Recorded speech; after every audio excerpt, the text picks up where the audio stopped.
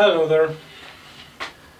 A topic cropped up on a special place which I frequent, which is the point of having an internally geared hub or a gearbox, and that is a subject which I have a very strong opinion on, which I'm going to present to you just about now. And the occasion is that I am now truing this wheel with the Alpine hub, with the 8-speed version, obviously.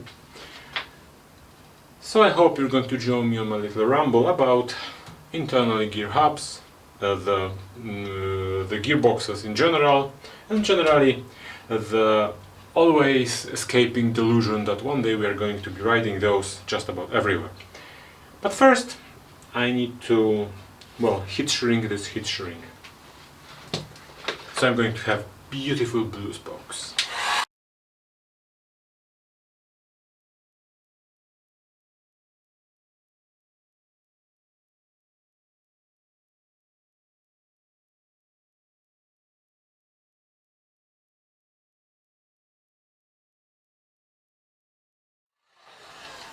Okay, I'm down here.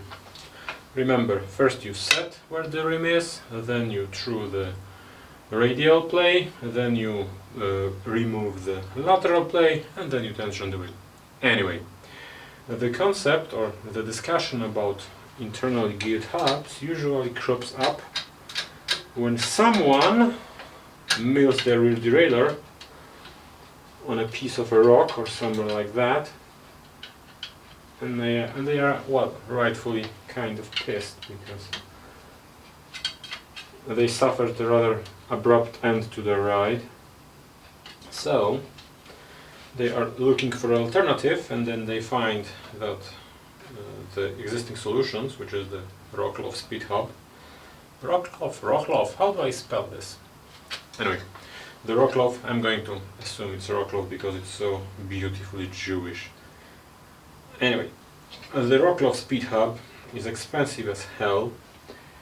The pinion requires a different frame, and all of them are quite heavy. So they ask, when are we going to get those beautiful lightweight gearboxes which are going to eliminate the rear derailleur, which is obviously a weak point because there's something hanging off of your bike, just waiting to be snapped off on some rock or log or whatever. Anyway, they look at that and they ask the question when the gearbox is going to be the gearbox, the internally geared hub or some sort of a gearbox is going to be provided, so it eliminates this hanging piece of equipment. And obviously the answer is soon, but the bike companies, being the greedy people they are withholding the innovation. Well, they aren't. You see, there's a good engineering reason why we are not riding internally geared hubs or some sort of other gearbox on a bicycle. And I think we should start to analyze this with weight. Because obviously once you take into account or take into your hand the Alpine hub or any internally geared hub with sufficient amount of range, you'll notice that it is exceptionally heavy. And yeah, they are. Alpine weighs about 1,700 grams. The Rocklov is approximately the same or a bit more. There are lighter gearboxes, but all of them are over 1,500 grams. By the way, obviously the internally geared hubs use planetary gearing, which is the most popular type of gearbox on a bicycle, literally millions of them in the world. We are not talking about some exotic stuff like pinion or, pinion, I think that's the only one that's truly, widely known. Anyway, you notice that they are very heavy, and if you compare them to an alternative when it comes to, if you compare the weight to obtained range, you'll notice that something like this provides you the same range as this Alpine, because this one is 1132, so it has approximately 300%, 298, something like that. So 1134 would be almost equivalent. the Alpine 8-speed is approximately 307%, well, precisely 307%. Consider that this Sunrace 1142 is even more range than this thing, and this coupled to some sort of a derailleur. I'm not going to dig for one, and a rear hub, you're going to weigh something about 900 grams. So the weight penalty for having a gearbox is, well, approximately 1 kilogram, and that seems to be universally true when it comes to gearboxes of any kind. The pinion frames routinely weigh approximately a kilogram more than their equivalent for classic derailleurs. So of course you need to ask, why don't they make the internally geared hub or gearbox smaller and lighter? Because obviously that's the only problem they need to solve. And the problem is that inside of each gearbox is a set of gears which are very tiny, considering the inputs that they receive from the pedals. So they need to be made from very resilient material, and in all cases this material is hardened, highly machined tool steel with a hardness of, I believe, something above 55 or 60 Rockwell C scale. That's pretty hard. That's actually very hard. And obviously there's a reason for this, because the amount of torque humans can produce is actually quite significant. So if you want to cram a mechanism that is supposed to take the torque input to the hub, it has to be from something very resilient, and the very resilient is heavy. So all gearboxes using materials currently known on this planet are going to be heavy. Moreover, if you compare, no, let me show you the comparison. The smallest cog on the cassette, which sees the least amount of torque because it's used on the fastest gears, is bigger than the cogs that are inside of this hub. So you can imagine that whatever is inside has to deal with torque applied to the biggest chainring, or biggest cogs on the cassette. So it has to be something very resilient. Moreover, you could probably engineer a lightweight Winnie hub. However, it would be one of those things that are advertised as race day only, because internally geared hubs or gearboxes of any kind in a bicycle package are sold under, among many other things, as something that is very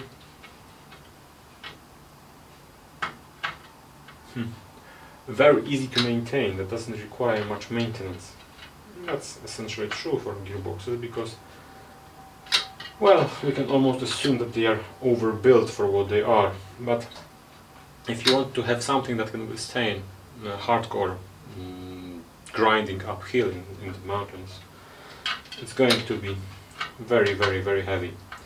I mean, even the pinion, which has really no reason to be really lightweight, isn't precisely light, at least in comparison to top tire derailleurs you can buy today. So, simply put, you're not going to make gearboxes any lighter with current technology. There is a little bit of a wiggle room, but there's not much of it, and you can see this, that even the highest quality IGH, the internally geared hub on the market, which is the Rockwell, still is weighing almost 2 kilograms. And that in and of itself might not be a problem for you, because obviously, I mean, weight isn't a problem. The weight that is pointless is a problem, right? Oh, you are correct. and obviously pinion frames sell, so there are quite a few people for whom the weight of the pinion gearbox is not an issue. However, it is an issue if you consider the fact that all this weight in the classic format, which you can theoretically retrofit your bike, which is the internally geared hub like this one, is centered around your hub. And if you're using a mountain bike, and this discussion usually props up when discussing mountain bikes, then you're going to be throwing this stuff around, and as resilient as they aren't precisely indestructible. There are very precise mechanisms inside required, well, for them to be shiftable. This is especially true when it comes to the Alpine, because Rockloff has the indexing inside of the hub, so there's really dumb pulling of a Bowden cable front and back in order to shift it. However, Alpine has shifting, indexing in the shifter, which obviously isn't the best solution for it, but it's sufficient for its intended purpose. But as you throw the hub around, this cable moves around, so it can shift the hub not necessarily where it should be, and that's going to cause trouble, because hub, which is half engaged on two different gears, is simply suffering from increased wear. I had a friend or an acquaintance who tried to use an Alpine on a 2x8 system, because he used two chain rings, and while it worked for some time, the hub suffered so much damage. It was on a big enduro bike, Santa Cruz Nomad, years ago. Anyway, the hub suffered so much damage that after a while it was simply not rideable anymore. He managed to repair it, but he took it off even though he liked it, and he said that he could accept the fact that the heavy rear hub would make his suspension work slightly lazier. And the problem is that such a heavy thing and in the axle increases your unsprung weight.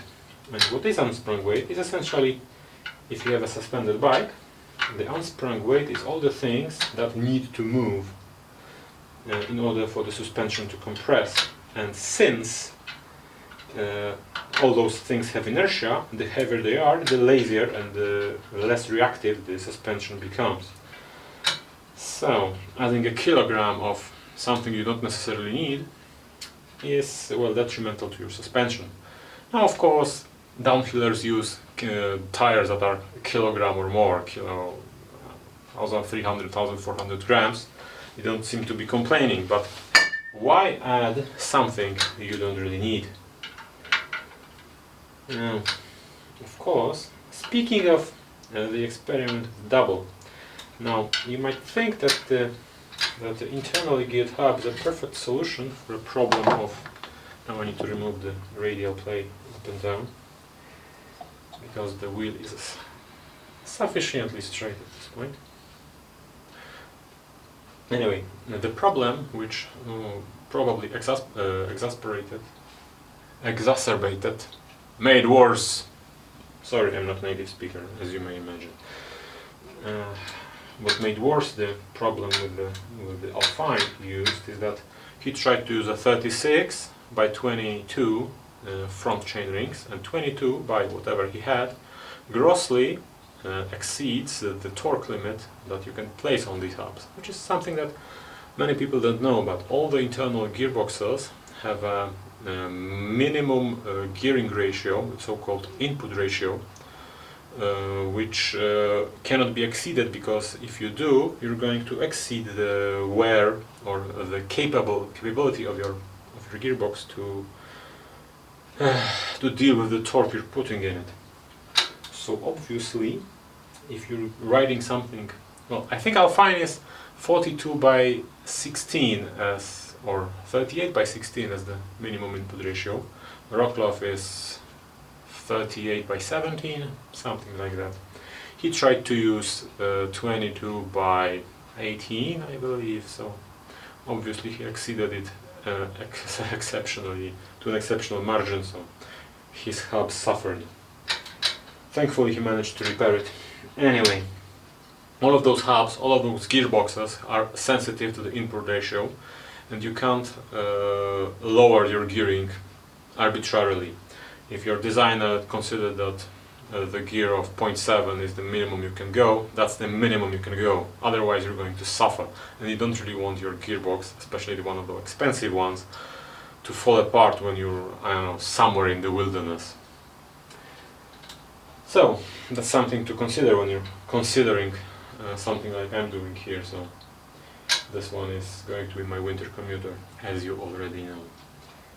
Anyway, regarding the gearing ratio, which is something that I should mention before, the weight of the gearbox is closely associated to the amount of range it has. The Alpine is 307%, and that's approximately the same as 1134 cassette, and that's from 1.8 kilograms. That's really poor. However, in that you are forced to use whatever gearing is inside. So you have a choice of 1134 and nothing more. With the classical derailleurs you can switch cassettes pretty much every day if you so choose. Now that's something that might bother you or might not. There is a reason why there are so many cassette options, especially if you're riding a road bike. Speaking of which, now mountain rider might not be bothered by this all that much, because they all want to, at least seemingly these days, they all want to get to the top and then bump down to the bottom, and they want something that's not gonna break in the process. So they're not going to be bothered.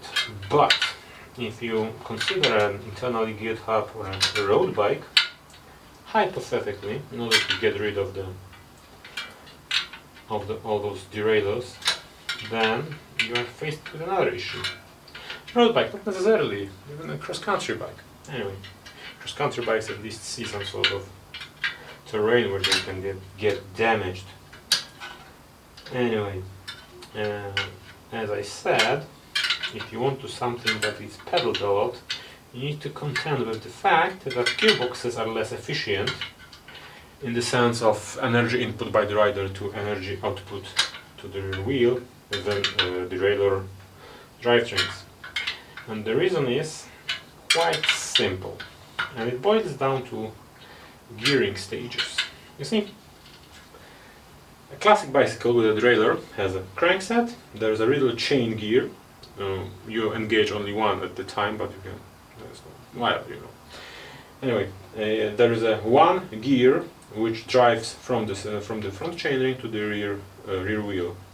In all engineering textbooks, when efficiency of gears is discussed, you're going to find that the ladder chain gearing, or whatever, the ladder chain gearing has efficiency of approximately 95%. You can be almost certain that in a mechanical textbook they're going to tell you that the chain drive is one of the most efficient ones at 95 to 97% efficiency. At least if you can't measure it on a dyno, you should consider that to be the case. The V-belts are less efficient, and so on and so on. Now the problem becomes that on a derailleur drivetrain you have only one gear, the chainring to the cassette. Now on the internally geared hub or internally geared bicycle with a gearbox, you have at least two stages, and in most cases you have even three. And why is that a problem? Because efficiency of a chain of gears, gears. I said I'm not a native speaker. Anyway, efficiency of a set of gears is approximately equivalent to multiplying the efficiency of each gearing step. So let's presuppose that each gearing step from the front chainring to all the gears inside is going to be, on each step you're going to have 98% or 0.98. If you multiply this, you are ending with an approximately 93% efficiency, which is not really bad, but that's not really optimal as well, because that's the lower range for derailleur drivetrain. Because derailleur drivetrains, if measured, they go from 99 to 93%.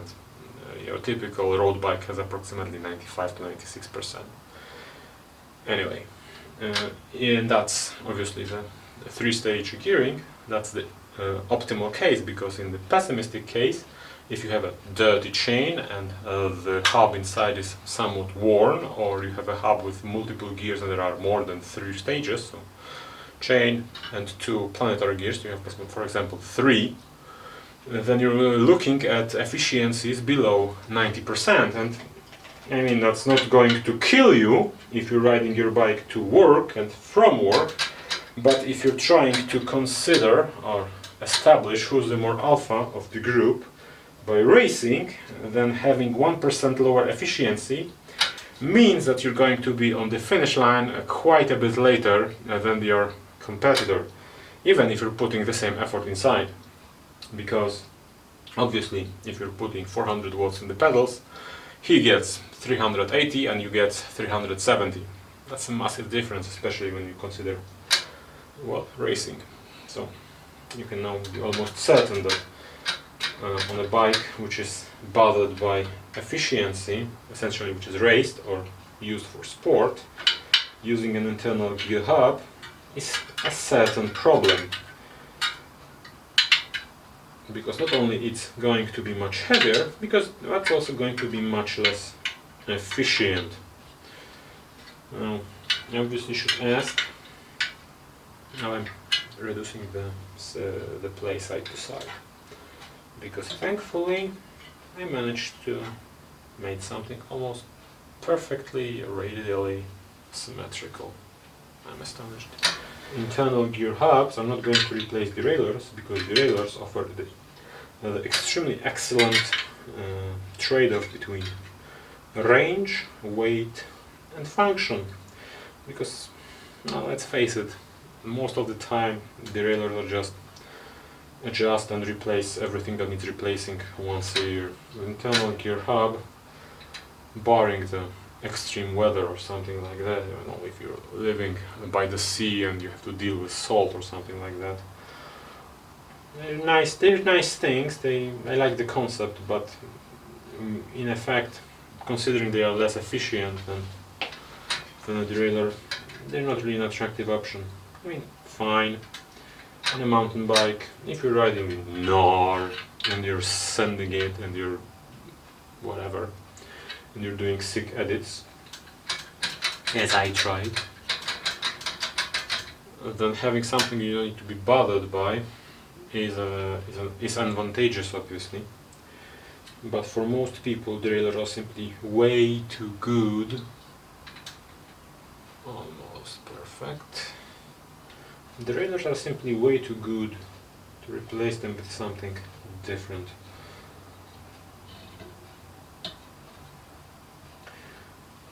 Of course, if you live somewhere flat, you can use one of those fairly lightweight 3-speeds, because you don't need to be bothered by terrain which requires quite a bit of range. You can be fairly negligent with internal hubs, but in the end derailleurs work just too well to be replaced. And to make this a bit more poignant, SRAM has cancelled and stopped producing the legacy of Zachs. I still don't know how to say it. Because the spectral range of internal hubs was stopped being produced.